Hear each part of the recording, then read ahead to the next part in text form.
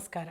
ಕಗ್ಗ ಮಾರ್ಗದಲ್ಲಿ ಮುಂದುವರಿತಾ ಇವತ್ತಿನ ಕಗ್ಗ, ಮುಕ್ತಿ ಎಂಬುದು ಮನದ ಸಂಸ್ಥಿತಿಯೇ ಬೇರಲ್ಲ, ರಕ್ತಿ ವಿಪರೀತವದ ಕಾಗದಿರೆ ಮುಕ್ತಿ, ಯುಕ್ತಿಯಿಂ ಕರಣ ಚೇಷ್ಟಿತವ ತಿದ್ದುತೆ ಶಮೀಪ ಶಕ್ತಿವಂತನೇ ಮುಕ್ತ ಮಂಕುತಿಮ್ಮ.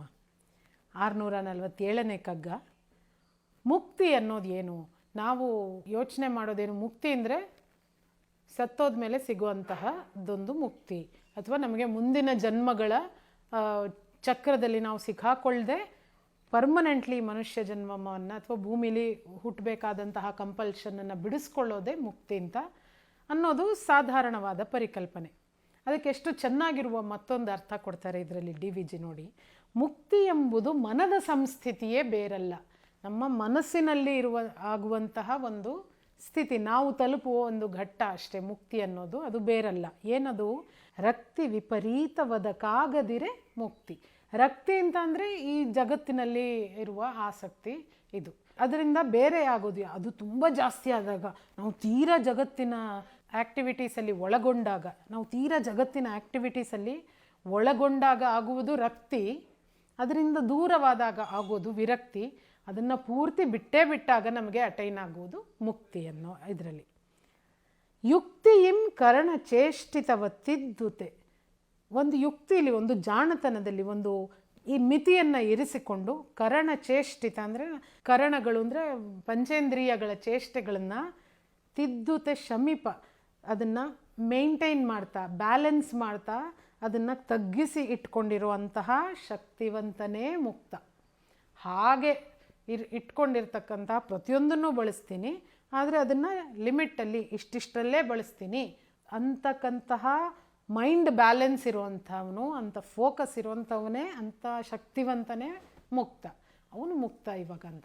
ಶಕ್ತಿವಂತ ಅನ್ನೋ ಪದ ಬಳಸ್ತಾರೆ. ಯಾಕೆ ಅಂದರೆ ನಿಜವಾಗ್ಲೂ ಅದಕ್ಕೆ ಶಕ್ತಿ ಬೇಕು. ಈಗ ಯಾವುದೋ ಒಂದು ಅಭ್ಯಾಸ ತಗೊಳ್ಳೋಣ, ನಮ್ಮೆಲ್ಲರನ್ನೂ ಆವರಿಸ್ಕೊಂಡಿರುವಂತಹ ಫೋನನ್ನೇ ತಗೊಳ್ಳೋಣ. ನಾವೆಲ್ಲ ಮುಕ್ತವಾಗಿ ಬೈತೀವಿ ಫೋನ್ನ, ಇದರಿಂದ ಹಿಂಗೆ ಹೋಗಿದೆ, ಇದರಿಂದನೇ ಹಿಂಗಾಗಿರೋದು, ಇದರಿಂದ ಮಕ್ಕಳು ಓದಿ ಕೆಟ್ಟೋಗಿದೆ, ಇದರಿಂದ ನಾವು ಮಾಡೋ ಕೆಲಸ ಬಿಟ್ಟು ಸದಾ ಸ್ಕ್ರೋಲ್ ಮಾಡ್ತಾ ಕೂತ್ಕೋತೀವಿ, ಅದು ಇದು ಎಲ್ಲದು. ಮೊನ್ನೆ ನನ್ನ ಮಗಳನ್ನ ಡಾಕ್ಟ್ರ್ ಹತ್ರ ಕರ್ಕೊಂಡು ಹೋಗಿದ್ದಾಗ ಹೀಗೆ ತಮಾಷೆ ಮಾಡಿದೆ, ಸದಾ ಫೋನ್ ನೋಡ್ತಾ ಇದ್ದರೆ ಕಣ್ಣು ಸರಿ ಹೋಗುತ್ತಾ ಡಾಕ್ಟರ್ ಅಂತ.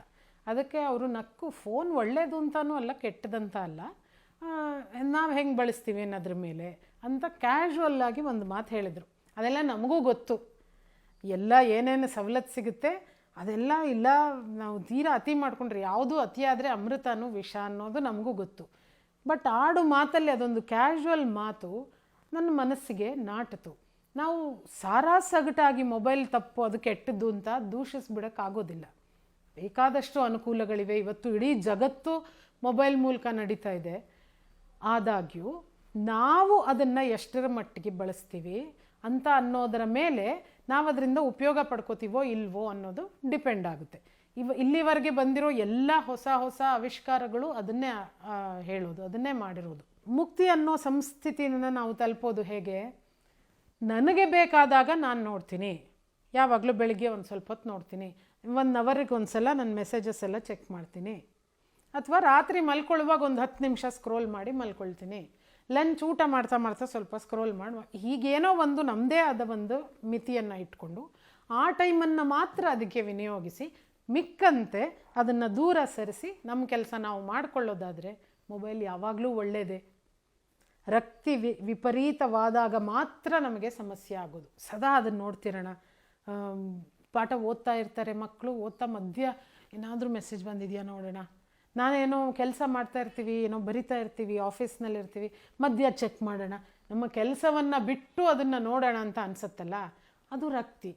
ಯಾವಾಗ ಓಕೆ ಇನ್ನು ಮುಗೀತು, ಇಷ್ಟೋ ತನಕ ನೋಡಿದ್ದಾಯಿತು, ಇನ್ನು ಇಲ್ಲಿಂದ 2 ಅವರ್ಸ್ ಕೂತ್ಕೊಂಡು ಕೆಲಸ ಮಾಡಬೇಕು ಅಂತ ಡಿಸೈಡ್ ಮಾಡಿ ಅದನ್ನು ಸ್ವಿಚ್ ಆಫ್ ಮಾಡಿ ಅಥವಾ ಸೈಲೆಂಟ್ ಮಾಡಿ ಪಕ್ಕದಲ್ಲಿಟ್ಟು ಕೆಲಸಕ್ಕೆ ಫೋಕಸ್ ಮಾಡ್ತೀವಲ್ಲ, ಆಗ ನಾವು ಮುಕ್ತರಾದ್ವಿ.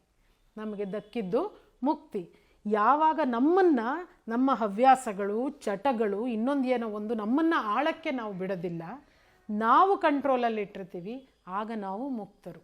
ಎಲ್ಲದನ್ನೂ ಬಳಸೋಣ. ಹಠಯೋಗಕ್ಕಿಂತ ರಾಜಯೋಗ ಸರಿ ಅಂತ DVG ಅವರೇ ಇನ್ನೊಂದು ಕಗ್ಗದಲ್ಲಿ ಹೇಳ್ತಾರೆ.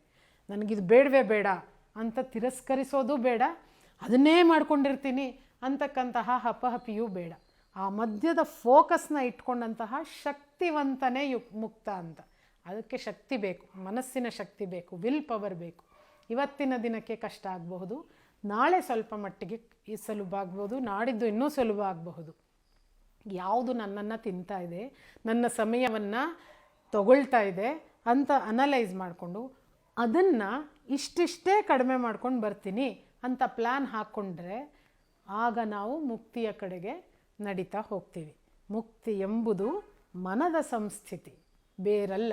ರಕ್ತಿ ವಿಪರೀತವಾದಾಗಲೇ ಆಗದೇ ಇದ್ದ ಹಾಗೆ ನೋಡ್ಕೊಳ್ಬೇಕಾಗಂಥ ಪರಿಸ್ಥಿತಿ ಬರೋದು. ಹಾಗೆ ನೋಡ್ಕೊಳ್ಳುವಂತಹ ಶಕ್ತಿ ನಮಗೆ ಸಿದ್ಧಿಸಿದಾಗಲೇ ನಮಗೆ ಮುಕ್ತಿ. ಎಷ್ಟು ಚೆನ್ನಾಗಿ ಆ ಪ್ರಾಸಗಳನ್ನು ಬಳಸಿದ್ದಾರೆ ಡಿ ವಿ ಜಿ ಅವರು ನೋಡಿ. ಯುಕ್ತಿಯಿಂದ ಒಂದು ಪ್ಲ್ಯಾನ್ ಇಟ್ಕೊಂಡು ಸ್ಟ್ರಾಟಜಿಕಲ್ಲಾಗಿ ಅದನ್ನು ಕಡಿಮೆ ಮಾಡ್ಕೊಳ್ತಾ ಬಂದು ನಾವು ಅದರ ಮೇಲೆ ಕಂಟ್ರೋಲ್ ತಗೊಳ್ಳೋಕ್ಕೆ ಸಾಧ್ಯವಾದರೆ ಅದನ್ನು ತಿದ್ದುತ್ತಾ ಶಮೀಪ ಅದನ್ನು ಕಡಿಮೆ ಮಾಡ್ಕೊಳ್ತಾ ಬರುವಂತಹ ಶಕ್ತಿವಂತನೇ ಮುಕ್ತ. ನಾವೆಲ್ಲರೂ ಮುಕ್ತರಾಗೋಣ. ನಮ್ಮನ್ನು ತಿಂತಾ ಇರ್ತಕ್ಕಂತಹ, ನಮ್ಮನ್ನು ಒಳಗಿಂದ ಕುಗ್ಗಿಸ್ತಾ ಇರ್ತಕ್ಕಂತಹ ಎಷ್ಟೆಷ್ಟೋ ವಿಷಯಗಳು ನಮ್ಮೊಳಗಿವೆ. ಮೊಬೈಲ್ ಅನ್ನೋದು ಬರೀ ಉದಾಹರಣೆ ಅಷ್ಟೇ ನಾವು ಕೊಟ್ಟಿದ್ದು. ನಮ್ಮ ಮನಸ್ಸಿನದಿರ್ಬೋದು, ನಮ್ಮ ಆ್ಯಟಿಟ್ಯೂಡ್ ಇರಬಹುದು, ಅಥವಾ ನಾವು ಯೋಚಿಸುವ ವಿಧಾನ ಇರಬಹುದು, ಕೆಲಸದಲ್ಲಿ ಯಾವುದೋ ಕಾರಣಕ್ಕೆ ನಮಗಾಗ್ತಾ ಇರೋ ಸೋಲಿರಬಹುದು. ತಲೆಯಲ್ಲಿ ಯೋಚನೆ ಮಾಡಿ, ಯಾವುದು ನನ್ನನ್ನು ತಿಂತಾ ಇದೆ, ನನ್ನನ್ನು ಪರ್ಫಾರ್ಮ್ ಮಾಡೋಕ್ಕೆ ಬಿಡ್ತಾ ಇಲ್ಲ, ಯಾವುದು ನನ್ನ ಪೂರ್ತಿ ಪೊಟೆನ್ಷಿಯಲ್ನ ಉಪಯೋಗಿಸ್ಕೊಂಡು ಮೇಲೆ ಬರೋಕ್ಕೆ ಬಿಡ್ತಾ ಇಲ್ಲ, ಯಾವುದು ನನ್ನನ್ನು ಹಿಡಿದು ಎಳಿತಾ ಇದೆ ಅಂತ ಯೋಚನೆ ಮಾಡಿದ್ರೆ ನಮಗೆಲ್ಲರಿಗೂ ನಮ್ಮ ವೀಕ್ನೆಸ್ ಒಂದೋ ಎರಡೋ ಗೊತ್ತಾಗುತ್ತೆ. ಅದರಿಂದ ಮುಕ್ತರಾಗೋದು, ಅದ್ರ ಮೇಲೆ ಕಂಟ್ರೋಲ್ಸ್ ಆಗೋದು. ತಿದ್ದುತ್ತಾ ಶಮೀಪ ಶಕ್ತಿವಂತರು ನಾವಾಗೋಣ, ಮುಕ್ತರಾಗೋಣ. ಮತ್ತೊಂದು ಕಗ್ಗದಲ್ಲಿ ಭೇಟಿಯಾಗ್ತೀನಿ. ನಮಸ್ಕಾರ. ಅನುಕ್ಷಣದ ಸುದ್ದಿಗಳಿಗಾಗಿ ವಿಸ್ತಾರ ನ್ಯೂಸ್ ಯೂಟ್ಯೂಬ್ ಚಾನೆಲ್ ಸಬ್ಸ್ಕ್ರೈಬ್ ಮಾಡಿ.